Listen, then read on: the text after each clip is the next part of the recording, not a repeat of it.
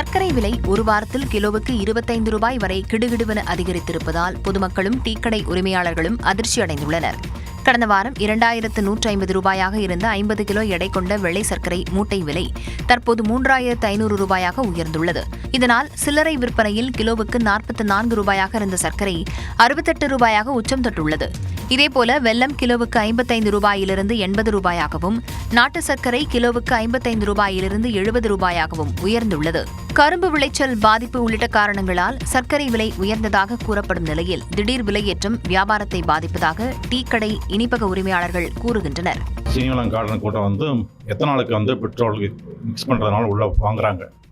அது கூடுறதுனால ஒரு மாதத்துக்குள்ளே கிட்டத்தட்ட 1000 ரூபா கூடிச்சு. 50 ரூபா பைக்கு கிலோவுக்கு 20 ரூபா கூடியிருக்கு. ரேட்டு எத்தனால் போகிறத கண்ட்ரோல் பண்ணாதான் இந்த ரேட்டு கொஞ்சம் குறையும். அமெரிக்கா சண்டை, ஈரான் சண்டைன்னு சொல்லி சிலிண்டர் விலையெல்லாம் கூட்டிட்டாங்க. இப்போ சீனி விலை மழை பெய்யல அது பெய்யலன்னு சொல்லி 44 ரூபா விற்ற சீனி இன்னைக்கு 68 ரூபா. ஒரு சாதாரண டீ கடைக்காரங்களாம் சேர்ந்து எப்படி டீ கடையை நடத்த முடியும்? பண்டிகைகள் நெருங்கும் சூழலில் சர்க்கரை மற்றும் வெல்லத்தின் விலை உயர்வு சிரமத்தை ஏற்படுத்தும் என பொதுமக்கள் தெரிவிக்கின்றனர்.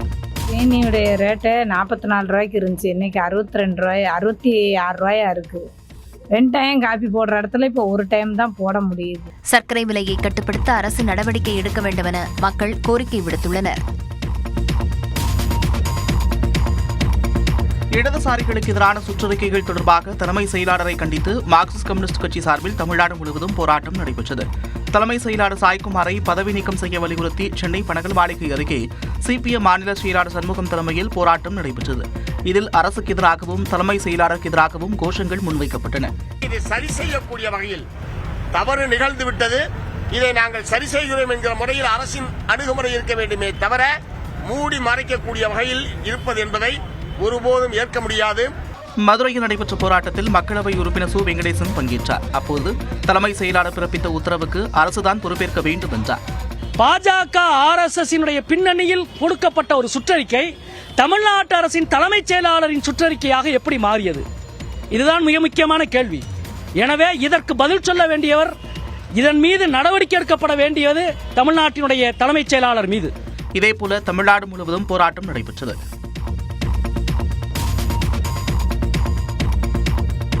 மாணவர்கள் போராட்டம் தொடர்பாக சுற்றறிக்கை அனுப்பியது குறித்து கல்லூரி கல்வி இணை இயக்குநர் சிந்தியா செல்வியிடமும், குஜிலியம்பாறையில் இடதுசாரிகளை கணக்கெடுக்க உத்தரவிட்டது ஏன் என்று வட்டாட்சியர் ஐயாசாமியிடமும் உரிய விளக்கம் கேட்டு நோட்டீஸ் அனுப்பப்பட்டுள்ளது. திண்டுக்கல் மாவட்டம் குஜிலியம்பாறையில் இடதுசாரிகள் குறித்து கணக்கெடுக்குமாறு அதிகாரிகளுக்கு பயிற்சி வட்டாட்சியர் ஐயாசாமி உத்தரவிட்டிருந்தார். இதற்கு கம்யூனிஸ்ட் கட்சியிடமிருந்து கடும் கண்டனம் எழுந்த நிலையில் வட்டாட்சியர் ஐயாசாமி சென்னைக்கு பணியிட மாற்றம் செய்யப்பட்டார். இந்நிலையில் குஜிலியம்பாறையில் இடதுசாரிகளை கணக்கெடுக்க உத்தரவிட்டது ஏன் என்று விளக்கம் கேட்டு வருவாய்த்துறை சார்பில் ஐயாசாமிக்கு நோட்டீஸ் அனுப்பப்பட்டுள்ளது. பணிக்கு சேர்ந்த 10 நாட்களில் கள நிலைமை மற்றும் மாவட்ட நிர்வாகத்தின் நடைமுறையை கருத்தில் கொள்ளாமல் தன்னிச்சையாக சில முடிவுகளை எடுத்து அமைதியான பணிச்சூழலுக்கு குந்தகம் விளைவித்ததாக அவர் மீது குற்றம் சாட்டப்பட்டுள்ளது. இது தொடர்பாக 15 நாட்களுக்குள் உரிய விளக்கம் அளிக்க வேண்டும் என்றும், அதன் பிறகு ஆவணங்களின் அடிப்படையிலும் தகுதியின் அடிப்படையிலும் உரிய நடவடிக்கை எடுக்கப்படும் என்றும் வருவாய்த்துறை கூடுதல் ஆணையர் தெரிவித்துள்ளார். இதேபோன்று அரசு கலைக்கல்லூரி மாணவர்கள் போராட்டத்தில் பங்கேற்கக்கூடாது என்று கல்லூரி கல்வி ஆணையரின் முன் அனுமதி மற்றும் ஒப்புதல் பெறாமல் இணை இயக்குநர் சுற்றறிக்கை அனுப்பியதாக குற்றம் சாட்டப்பட்டுள்ளது. எனவே தங்கள் அளவில் அனைத்து கல்லூரி முதல்வர்களுக்கும் அனுப்பிய சுற்றறிக்கை தொடர்பாக ஒரு வாரத்திற்குள் விளக்கம் அளிக்க வேண்டும் என்று கல்லூரி கல்வி இணை இயக்குநர் சிந்தியா செல்விக்கு ஆணையர் உத்தரவிட்டுள்ளார்.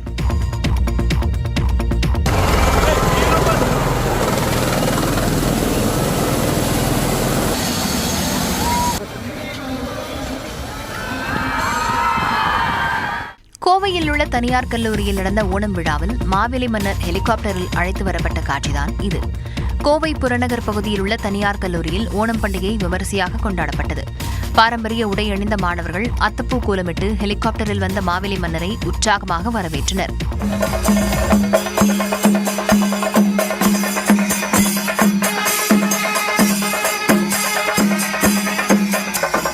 மோகினியாட்டம், கதகளி, திருவாதிரை உள்ளிட்ட பாரம்பரிய நடனங்களை ஆடி மாணவர்கள் மகிழ்ந்தனர்.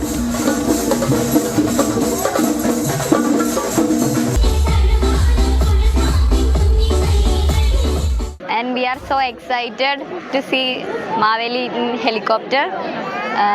Then அதுக்கப்புறம் பாயசம் இருக்கு, குறை കളികൾ പുലിക്കളി, പിന്നെ കൈകൊട്ടിക്കളി, ജോക്കർ ഡാൻസ്, ഇതൊക്കെ വെറൈറ്റി ആയിട്ട് ഇപ്രാവശ്യം പുതിയതായിട്ട് വന്നതാണ്.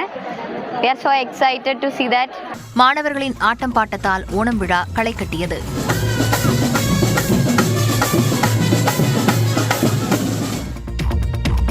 மேற்கு தொடர்ச்சி மலை மாவட்டங்கள் மற்றும் சென்னை, திருவள்ளூர் உட்பட 10 மாவட்டங்களில் இன்று மிதமான மழை பெய்யலாம் என்று வானிலை ஆய்வு மையம் தெரிவித்துள்ளது. தமிழ்நாடு கடலோர பகுதிகளில் கீழ்மட்ட வளிமண்டலத்தில் ஒரு பலவீனமான காற்றழுத்த தாழ்வு பாதை நிலவுவதாக வானிலை மையம் கூறியுள்ளது. இதன் காரணமாக மேற்கு தொடர்ச்சி மலை மாவட்டங்கள் சென்னை, செங்கல்பட்டு, திருவள்ளூர், காஞ்சிபுரம், ராணிப்பேட்டை, வேலூர், திருவண்ணாமலை, விழுப்புரம், கள்ளக்குறிச்சி, கடலூர் மாவட்டங்களில் இடி, மின்னல் மற்றும் பலத்த காற்றுடன் மிதமான மழை பெய்யலாம் என்றும், ஏனைய தமிழ்நாட்டின் ஓரிரு இடங்களில் இடி, மின்னலுடன் லேசான மழை பெய்யலாம் என்றும் கணிக்கப்பட்டுள்ளது. நாளை கோயம்புத்தூர் மாவட்டத்தின் மலைப்பகுதிகள் மற்றும் நீலகிரி மாவட்டத்தின் ஓரிரு இடங்களில் இடி, மின்னல் மற்றும் பலத்த காற்றுடன் கனமழை பெய்ய வாய்ப்புள்ளதாக குறிப்பிடப்பட்டுள்ளது. மேலும் இதர மேற்கு தொடர்ச்சி மலை மாவட்டங்கள் செங்கல்பட்டு, சென்னை, திருவள்ளூர், காஞ்சிபுரம், ராணிப்பேட்டை, வேலூர், திருவண்ணாமலை, விழுப்புரம், கள்ளக்குறிச்சி மற்றும் கடலூர், அரியலூர், பெரம்பலூர், மயிலாடுதுறை, திண்டுக்கல், மதுரை, சிவகங்கை, புதுக்கோட்டை மாவட்டங்களில் இடி, மின்னலுடன் மிதமான மழை பெய்யலாம் என்று தெரிவிக்கப்பட்டுள்ளது. வெப்பநிலையை பொறுத்தவரை உள் தமிழகத்தில் அதிகபட்ச வெப்பநிலை இயல்பை விட சற்று உயரக்கூடும் என்றும் வானிலை ஆய்வு மையம் தெரிவித்துள்ளது. தமிழ்நாட்டின் அரசியல் களத்தை பரபரப்பாக்கிய செய்திகளை தற்போது பார்க்கலாம். திமுகவை அமைப்பு ரீதியாக 110 மாவட்டங்களாக பிரிப்பதற்கு கட்சியின் செயற்குழு கூட்டத்தில் ஒப்புதல் அளிக்கப்பட்டுள்ளது. திமுக செயற்குழு கூட்டம் அதன் தலைவர் மு க ஸ்டாலின் தலைமையில் சென்னை அண்ணா அறிவாலயத்தில் நடைபெற்றது. இதில் பல்வேறு முக்கிய தீர்மானங்கள் நிறைவேற்றப்பட்டன. குறிப்பாக திமுகவின் அமைப்பு ரீதியான மாவட்டங்களின் எண்ணிக்கையை தலா 2 சட்டமன்ற தொகுதிகளுக்கு 1 வீதம் 110 மாவட்டங்களாக அதிகரிப்பது என தீர்மானிக்கப்பட்டது. மேலும் மாவட்ட செயலாளர்களின் அதிகபட்ச வயது 70 என்றும் 3 முறை மட்டுமே பதவி வகிக்கலாம் என்றும், கிளைக்கழக செயலாளருக்கான அதிகபட்ச வயது 45 என்றும் தீர்மானிக்கப்பட்டது. மாநகர, நகர, பேரூர், வட்டக்கழக செயலாளர்களின் அதிகபட்ச வயது 50 என்றும் தீர்மானிக்கப்பட்டது. சராசரியாக 30,000 வாக்காளர்களுக்கு ஒரு ஒன்றிய கழகம் உருவாக்கவும் முடிவு செய்யப்பட்டது. மாநகர செயலாளர் என்ற பொறுப்பு நீக்கப்படும் நிலையில் நகர, பேரூர் கழக, வட்டக்கழக செயலாளர்கள் 2 முறை மட்டுமே பதவிகளை வகிக்கும் வகையிலும் தீர்மானம் நிறைவேற்றப்பட்டது. மாவட்ட செயலாளர் பதவிக்கு அதிகபட்சமாக 70 வயது என நிர்ணயிக்கப்பட்டுள்ளதால் காந்தி, வேலு, சுந்தர், செஞ்சிமஸ்தான், எஸ்.ஆர். சிவலிங்கம், முத்துசாமி, சாக்கோட்டை அன்பழகன், ரகுபதி, தளபதி, ராமகிருஷ்ணன், KKSSR ராமச்சந்திரன், ஆவுடையப்பன் உள்ளிட்ட 70 வயதுக்கும் மேற்பட்ட மூத்த நிர்வாகிகள் பதவியை இழக்கும் நிலை உருவாகியுள்ளது. எதிர்கட்சியாக இருந்தாலும் சுணங்கிடாம மக்கள் நலனுக்காக சிறப்பாக செயல்படுற கட்சி திராவிட முன்னேற்ற கழகம் என்பதை நம்ம எதிரிகளே சொல்லுவாங்க. கம் பேக் கொடுக்கறதுல நாம தான் ஸ்பெஷலிஸ்ட், சிறப்பாக கொடுப்போம். திமுகவின் செயற்குழு கூட்டத்தில் அக்கட்சித் தலைவர் மு க ஸ்டாலின் இவ்வாறு பேசினார். அண்ணா அறிவாலயத்தில் நடைபெற்ற கூட்டத்தில் பேசிய அவர் தேர்தல் மூலம் கட்சி நிர்வாகிகளை தேர்வு செய்ய உள்ளதாக அறிவித்தார். புதுமுகங்களுக்கு அதிகமான எண்ணிக்கையிலே பொறுப்புகளை வழங்க போகிறோம். புதிய உறுப்பினர் சேர்க்கையை தொடங்கணும். உறுப்பினர் சேர்க்கைக்கு பிறகு தேர்தலை முறையாக நடத்துவோம். நியமனங்களாக இல்லாமல் தேர்தல் மூலமாக ஜெயிக்கிறவங்க சிறப்பாக செயல்படுவாங்க என்கிற நம்பிக்கை உங்களுக்கு மட்டும் இல்லை, எனக்கு இருக்கு. முதலமைச்சர் விஜய் குறித்தும் அவர் விமர்சித்தார். இப்போ இருக்கிற முதல்வர் நம்ம கொண்டு வந்த எல்லா திட்டங்களுக்கும் பேர் மாற்றத்தில் பிஸியாக இருக்காரு. சட்டப்பேரவையை சினிமா செட்டு நினைச்சு பஞ்ச் டைலாக் பேசுகிறாரு. நமக்கு வாக்களிக்காத மக்களுக்கும் சேர்த்துதான் போராட போகிறோம் என்றும் மு க ஸ்டாலின் தெரிவித்தார். இன்னும் 2 ஆண்டுகளில் திமுகவினர் அரசியலை விட்டு விலகும் நிலை ஏற்படும் என்று சட்டத்துறை அமைச்சர் நிர்மல்குமார் தெரிவித்துள்ளார். மதுரை மாவட்டம் வாடிப்பட்டியில் நடைபெற்ற தவேக அரசின் 100 நாள் சாதனை விளக்க பொதுக்கூட்டத்தில் கலந்து கொண்டு பேசிய அவர் இதனை தெரிவித்தார். அங்க வேற எந்த கட்சிக்காரங்க கட்சி நிறுத்த போறதில்லை. இன்னும் 2 வருஷத்துல அப்படிதான் இருக்கும். அறிவாலயத்துல வெள்ளை கடிச்சு வாடகை கொடுத்துட்டு வேற வேலையை பார்க்க போயிடுவாங்க. தீய சக்தியான திமுகவை ஒழித்து கட்டவே தவேக தொடங்கப்பட்டதாகவும் அமைச்சர் நிர்மல்குமார் கூறினார். நம்மளுடைய முதல்வர் உங்களுடைய அண்ணன் விஜய் அவர்கள் முற்றிலுமா தீய சக்தியை ஒழிச்சு கட்டிட்டாரு. இது இனிமேல் மக்களுக்கு தேவையான அரசு, மக்கள் அரசு, உங்களுடைய அரசு உங்களுக்கான வேலையை செய்யும். ஒவ்வொரு வருஷமும் உங்களுக்கு என்ன தேவை எல்லாம் கிடைக்கும். சோழவந்தான் தொகுதியை வளர்ச்சிப் பாதைக்கு கொண்டு செல்வோம் என்றும் அமைச்சர் உறுதியளித்தார். இடதுசாரிகளுக்கு எதிராக உள்நோக்கத்துடன் சுற்றறிக்கை வெளியிட்ட அதிகாரிகளின் ஆதரவுடன் ஆட்சி நடத்தப் போகிறீர்களா என்று மார்க்சிஸ்ட் கம்யூனிஸ்ட் மாநில செயலாளர் சண்முகம் கேள்வி எழுப்பிய நிலையில் சம்பந்தப்பட்ட அதிகாரி மீது உடனடியாக நடவடிக்கை எடுத்துவிட்டதாக சட்டத்துறை அமைச்சர் நிர்மல்குமார் விளக்கமளித்துள்ளார். கம்யூனிஸ்ட்கிட்ட போய் உத்தரவு போட்டு அதை பூரா நீங்க மதிச்சு நடந்தீங்க அப்படின்னு சொன்னா அதை மதிக்கணுமா மிதிக்கணுமான்றது நாங்க தான் முடிவு பண்ணுமே தவிர அதிகார வர்க்கம் எங்களுக்கு உத்தரவிட முடியாது. நோக்கப்பூர்வ உள்நோக்கத்தோடு இத்தகைய அறிக்கைகள்லாம் அனுப்பப்படுகிறது, சுற்றறிக்கை அனுப்பப்படுகிறது என்று சொன்னால் அவர்களை வைத்துக் கொண்டு நீங்கள் ஆட்சியை நடத்தப் போகிறீர்களா, இடதுசாரிகளை வைத்துக் கொண்டு ஆட்சியை தொடரப் போகிறீர்களா? இதுதான் அடிப்படையான கேள்வி. அது சுற்றறிக்கை அவருடைய சொந்த விருப்பின் கீழே அதை பண்ணிட்டாரு. அவர் இப்பதான் இன்னொரு 6 மாசம் ரிட்டையர்ட் ஆக போறாரு. ஏன்னா அவர் மாவட்ட ஆட்சியருக்கே தெரியாமல் அந்த மாதிரி ஒரு சுற்றறிக்கை அனுப்பிச்சிட்டாரு. ஏன்னா அவர் இப்போ ஆர்ப்பாட்டம் பண்றதா இருந்திருக்காங்க, அவங்களுக்கே தெரியாம அனுப்பிச்சிட்டாரு. உடனே திரும்ப பெறப்பட்டு அவரும் இடமாற்றம் பண்ணப்பட்டு அவருக்கு அது குறித்து அவர் மீதும் தேவையான நடவடிக்கைகளும் எடுக்கவும் பரிந்துரைக்கப்பட்டுள்ளது. மற்றதும் அதே மாதிரி தான். அது அரசாங்கத்திற்கு எந்தவித இந்த மாதிரியான இதுவும் இல்லை. தமிழ்நாடு முதலமைச்சர் விஜய் வருங்கால பிரதமர் என்பதில் எந்தவிதமான மாற்று கருத்தும் கிடையாது என்று அமைச்சர் ஜெகதீஸ்வரி தெரிவித்த நிலையில் தாவேகாவினர் இன்னும் ரசிகர் மன்ற மனநிலையிலேயே இருப்பதாக தமிழ்நாடு காங்கிரஸ் கமிட்டியின் தலைவர் மாணிக்கம் தாகூர் பதிலளித்துள்ளார்.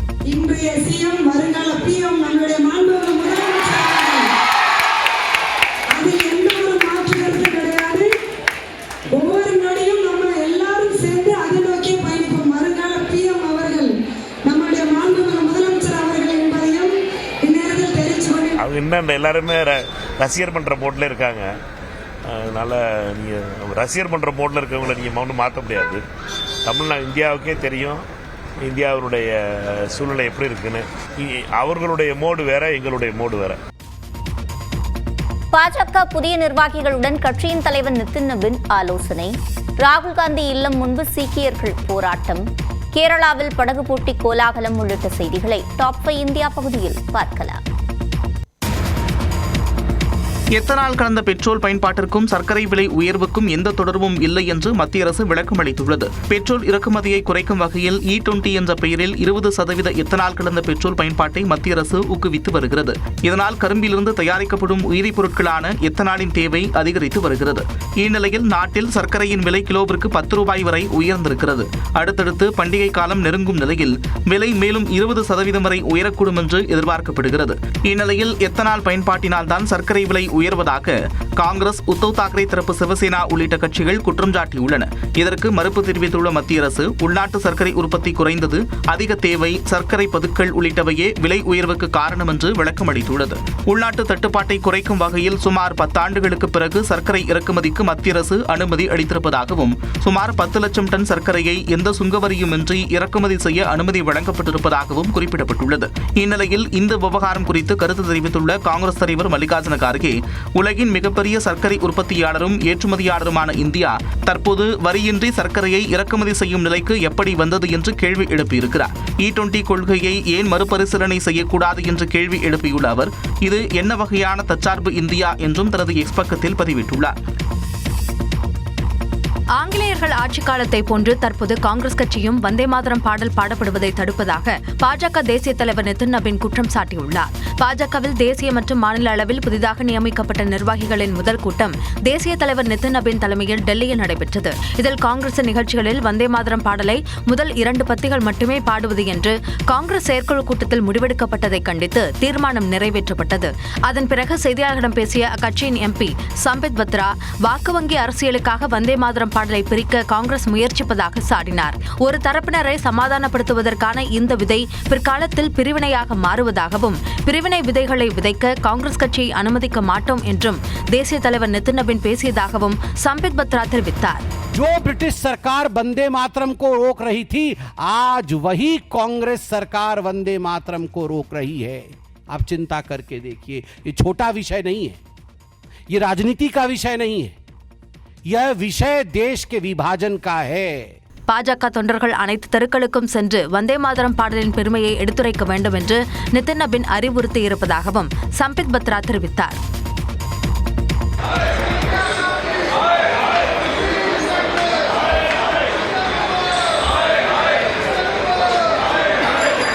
சீக்கியர்களுக்கு எதிரான கலவர வழக்கில் தண்டிக்கப்பட்ட காங்கிரஸ் தலைவரை ஹீரோ என அழைத்ததை கண்டித்து ராகுல் காந்தி இல்லம் முன்பு சீக்கியர்கள் போராட்டத்தில் ஈடுபட்ட காட்சிகளே இவை.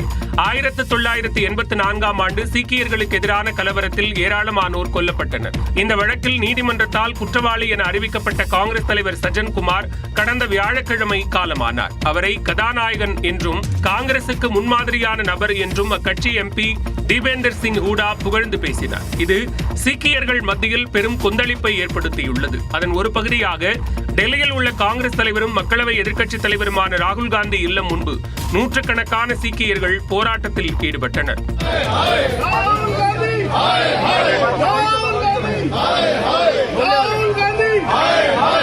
அப்போது ராகுல் காந்தியின் உருவ பொம்மையை எரித்ததால் அசாதாரண சூழல் நிலவியது. காங்கிரஸ் கட்சி மன்னிப்பு கேட்க வேண்டும் என்றும் சீக்கியர்கள் வலியுறுத்தினர்.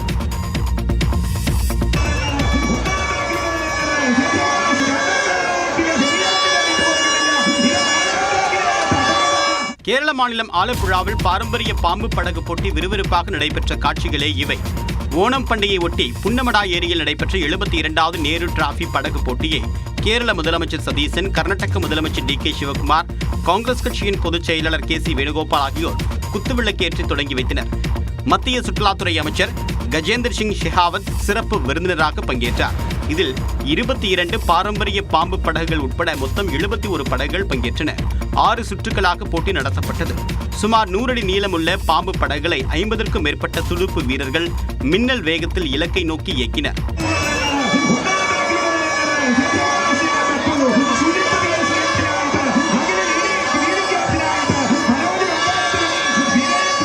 விறுவிறுப்பாக நடைபெற்ற இந்த போட்டியில் அரோமா படகு சங்கத்தை சேர்ந்த படகு 1100 மீட்டர் பந்தய தூரத்தை 4 நிமிடங்கள் 23 வினாடிகளில் கடந்து முதல் பரிசை தட்டிச் சென்றது.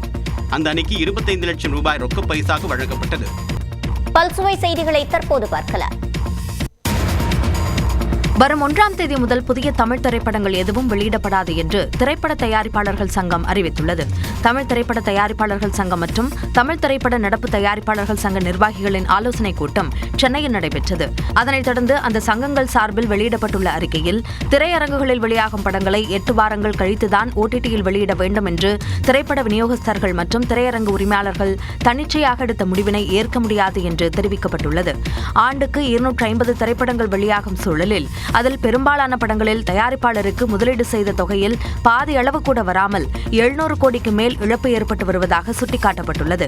எனவே விநியோகஸ்தர்கள் மற்றும் திரையரங்கு உரிமையாளர்கள் தன்னிச்சையாக எடுத்த முடிவை கண்டித்து வரும் 1ஆம் தேதி முதல் தமிழ் திரையுலகில் புதிய திரைப்படங்களை திரையரங்குகளில் வெளியிடுவதில்லை என்றும் படப்பிடிப்பு மற்றும் போஸ்ட் புரொடக்ஷன் உள்ளிட்ட அனைத்து பணிகளையும் நிறுத்த உள்ளதாகவும் அறிவிக்கப்பட்டுள்ளது. இந்த பிரச்சனையை முதலமைச்சரின் கவனத்திற்கு கொண்டு சென்று தீர்வு காண இருப்பதாகவும் தயாரிப்பாளர்கள் சங்கங்கள் அறிவித்துள்ளன.